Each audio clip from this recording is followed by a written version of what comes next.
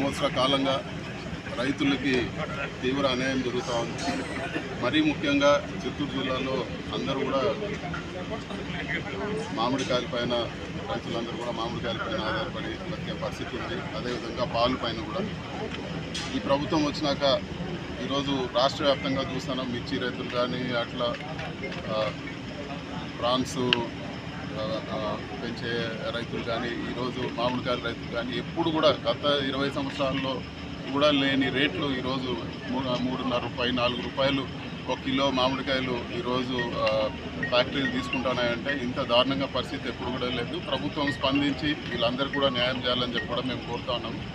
అదేవిధంగా ఈ రైతులు ఎన్ని ఫ్రీలు ఇచ్చినా కూడా రైతులు వాళ్ళ జీవనోపాధి దెబ్బతిందంటే మనం పూర్తిగా అందరూ కూడా ప్రజలందరూ కూడా నష్టపోయే పరిస్థితి.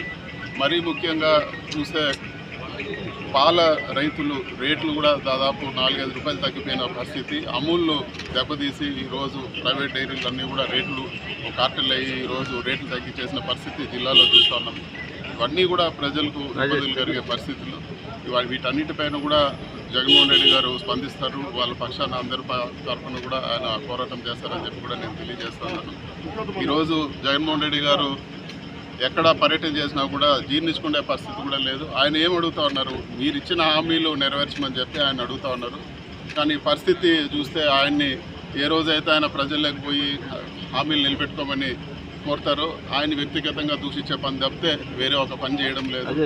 ప్రజలందరూ కూడా గమనించాలి. ఈరోజు రాష్ట్రంలో జరుగుతున్న ఈ అరాచక పరిస్థితులన్నీ కూడా ఖచ్చితంగా వైఎస్ఆర్ కాంగ్రెస్ పార్టీ జగన్మోహన్ రెడ్డి గారి ఆదేశాల మేరకు ఏదైతే ప్రజలకు హామీలు ఇచ్చారో అవన్నీ కూడా నెరవేర్చే వరకు పోరాడతామని చెప్పి కూడా నేను తెలియజేస్తాను. ఇంకా తెలియాల్సింది